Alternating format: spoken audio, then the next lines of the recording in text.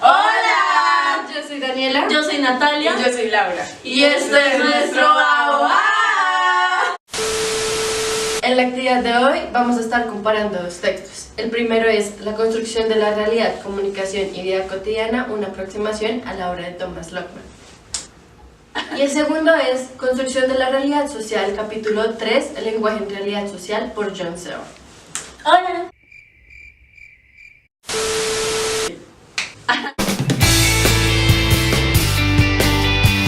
Se puede decir que una de las grandes aportaciones de John Searle fue su teoría de la mente y del lenguaje, donde se dice que la mente es intencional en el momento de concebir de actividades de la misma mente, como percibir, desear o imaginar, que se dirigen hacia los objetos. Pero bueno, eso no es lo que explicaré yo acá, eso se explicará más adelante. Algunas de las obras más representativas de este autor son Actos del Habla, Mentes, Cerebros y Ciencias de 1984, entre otras. Y por otro lado tendremos a John Lockman, que nació en Jesenice, Eslovenia, en 1927. Este principalmente se destaca en su obra junto a Peter Berger, llamada La construcción de la realidad, comunicación y vida cotidiana, escrita en 1967. Aquí la realidad aparece como una construcción humana que estudian desde la sociología cognitiva e informa acerca de las relaciones entre los individuos y el contexto en el que se devuelve su dimensión social. Pero bueno, este no es mi tema de qué hablar, eso lo habla Laura Millán, que lo hablará más adelante. Bueno, en el primer texto vamos a hablar acerca de Lockman, donde él trata el tema de la comunicación y la interacción en la vida cotidiana. Lockman trabaja en campos tales como la protosociología, la reconstrucción en sentido de las ciencias sociales, la teoría del tiempo y la identidad, así como también trabajó la teoría de la comunicación, que es una de las más importantes, las cuales estaremos tratando hoy. El autor se interesó no solo y exclusivamente en las bases epistemológicas y antropológicas de la comunicación, sino que también se interesó en la determinación de géneros de la comunicación y el análisis de la comunicación lingüística. Algo que hay que tener en cuenta a la hora de leer el texto es que Lockman obtiene el sujeto y lo pone en el centro de su propuesta, imaginándolo así en permanente vínculo e interacción con sus semejantes. Desde estas situaciones de interacción podemos ver cómo los sujetos construyen la sociedad y esta a la misma vez construye a los sujetos. Además, en este texto se encuentra con una propuesta fenomenológica, la cual tiene como objetivo principal restablecer las construcciones sociales de la realidad. Llegamos a citar este texto donde se dice que la sociedad es un producto humano, la sociedad es una realidad objetiva, el hombre es un producto social. Lo que se refiere con esto es que el núcleo de la construcción social de la realidad se encuentra en la afirmación de que los sujetos crean la sociedad y esta se convierte en una realidad completamente objetiva que a la vez crea a los sujetos. Lockman, con ayuda de Berger, logra a partir de esta propuesta crear dos tesis básicas.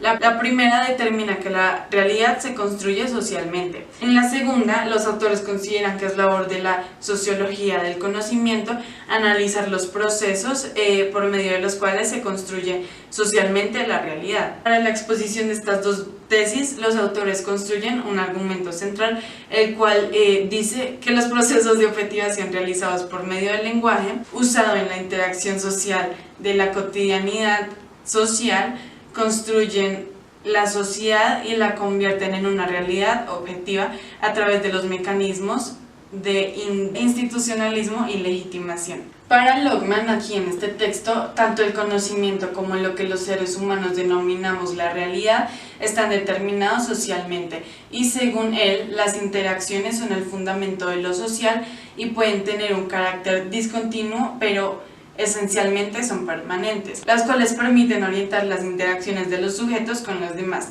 Además, citando, se plantea que el orden es el resultado de la actividad humana y solo es posible mientras la actividad humana siga produciendo. Aquí para el autor el lenguaje es considerado el principal medio para la construcción social de la realidad, entonces se puede ver cómo intentan idealizarlo como un arma de doble filo, ya que es el portador del conjunto del conocimiento social, pero al mismo tiempo es un sistema de acción. De este modo, el lenguaje es un sistema de signos que sirve para mediar la realidad. Para Logman, la comunicación es una acción social recíproca y un proceso de producción y mediación del conocimiento, en el cual es crucial la producción y reproducción de las estructuras sociales. Los aportes teóricos de Logman para comprender la construcción social y comunicativa de la realidad son lógicos e incuestionables, los cuales dieron paso a la reflexión sobre la importancia de la interacción cotidiana en la estructura de los significados construidos socialmente en el mundo de la vida cotidiana. En síntesis, para el autor Thomas Logman, la sociedad y el sujeto se construyen mutuamente. Los sujetos interactúan por medio del lenguaje, considerado como el medio objetivador, y además mantienen relaciones comunicativas reguladas por los géneros comunicativos, que cumplen una importante función pragmática. Podemos observar en la propuesta de Logman con Berger, plasmada en la construcción social de la realidad, como Logman logró efectivamente realizar importantes aportes a la comprensión de la sociedad en términos comunicativos. Ahora los dejaré con uno de los temas que aborda el autor John Searle en el texto denominado Construcción de la realidad social mediante el lenguaje. Hoy les voy a explicar el texto de George Searle, La construcción de la realidad social. Más específicamente vamos a hablar del capítulo 3, que se titula Lenguaje en realidad social. Para empezar, este texto resalta la importancia de la institución. ¿De qué manera? De la manera en la que hay una relación entre el lenguaje y la institución. ¿Por qué? Porque el lenguaje no solo puede ser considerado una institución, sino también es la base de estas, en la manera en la que una institución no podría existir sin el lenguaje. Es así como el lenguaje adquiere una funcionalidad de poder. Un hecho es más complejo en su lenguaje y en el sentido en que necesita símbolos para ser entendido. Esto significa que necesita la existencia de mecanismos simbólicos que sustenten que una idea va más allá de los conceptos de esta misma. Es decir, que una idea es construida por otra cantidad de conceptos. Los hechos son parte del lenguaje en el sentido en que se pueden representar. Por esto podemos hablar de la construcción de los lenguajes, ya que no se puede hacer una representación con una idea básica. Pero no solo hay una clase de hechos, hay dos clases de hechos, dependientes y los independientes. La primera son los hechos dependientes, es decir, pensamientos que no existen sin el lenguaje y necesitan de mecanismos lingüísticos para ser entendidos. El segundo son los hechos independientes, que, como lo dice su nombre, son pensamientos que sí existen sin el lenguaje y no necesitan mecanismos lingüísticos para ser entendidos. Para analizar la relación entre los hechos dependientes e independientes, los vamos a denominar X y Y. X siendo los hechos dependientes y Y siendo los hechos independientes. Así podemos determinar que X es la función de estatus de Y que la transición XY también se puede considerar un movimiento lingüístico. Hay dos hechos que dependen del lenguaje y se pueden ver. El primero es cuando son tan complejos que no existen sin el símbolo. Para entender esto les daré un ejemplo en las matemáticas. Entonces, cuando uno piensa en 4 más 4 igual al 8, sería muy difícil para tu cerebro entenderlo sin los símbolos de más e igual. A esto se le conoce como dificultad empírica. Y el segundo caso es el de los pensamientos lógicos.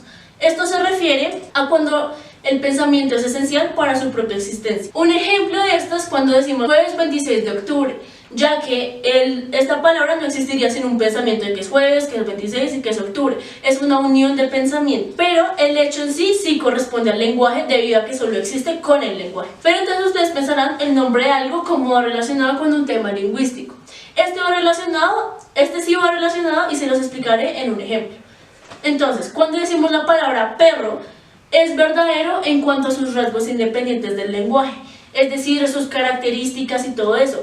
Pero cuando eso se une, lo podríamos llamar en un término Y, ya que eso es un conjunto de conceptos unidos. Al determinar esto, podemos decir que hay tres rasgos esenciales en la simbología del lenguaje, que son el primero, que simbolizan más allá. El segundo es que tienen un fin de convicción y el tercero es que siempre van a ser publicados. También un concepto muy importante que se trata en este capítulo es el concepto de deseo y este lo explicaré mediante un ejemplo. Utilizaré los animales. Entonces, Los animales nacen con un deseo de beber leche materna, es algo así como un instinto. Más no nacen con deseos como ganar dinero, ya que estos son construcciones sociales y al mismo tiempo son conceptos que requieren de muchos otros para ser completamente entendidos. También habla del dinero y podríamos determinar que el dinero no lo podríamos entender sin el lenguaje, ya como les mencioné, es un concepto Y que depende de otros conceptos para poder entenderse completamente. Más, los hechos independientes no son abstractos. Un hecho abstracto sería como hablar de un gol. Para entender el ejemplo ya mencionado, se los explicaré de la siguiente manera. Nosotros podemos identificar un concepto básico como pelota, línea blanca y cancha. También podemos identificar cuando el balón pasa la línea blanca y se queda dentro de la cancha. Más, al darle el nombre de gol, sería un concepto que trae consigo muchos otros conceptos como los que ya les expliqué. Es así que lo de línea blanca, cancha y eso sería un concepto X y lo de gol sería un concepto Y. El autor también lo sustenta con la siguiente frase que dice: los objetos que mejor sirven para pensar son las palabras, porque para esto están diseñadas. El paso de X a Y lo podríamos explicar mediante un ejemplo relacionado con los animales. Podríamos decir que los animales tienen jerarquías por una cuestión distinta, pero los animales no piensan en tener propiedades o en tener dinero, ya que al estos ser construcciones sociales abstractas necesitan de la lengua para ser entendidas. Así podemos concluir que Y es un acto de habla, ya que puede ser representado. Es así como el autor concluye que los hechos necesitan del lenguaje y da 4 razones principales. La primera es que son epistémicamente indispensables, es decir, que necesitan más que funciones físicas para ser entendidas. La segunda es que los hechos deben ser comunicables y para poder ser comunicables necesitan del lenguaje. La tercera es que para los fenómenos complejos es necesario que se puedan representar para poder ser entendidos y para tener una representación necesitan estar en la forma Y. Y la cuarta es que para la continuidad de una idea también se necesita de una representación y esto se puede ver en la forma Y.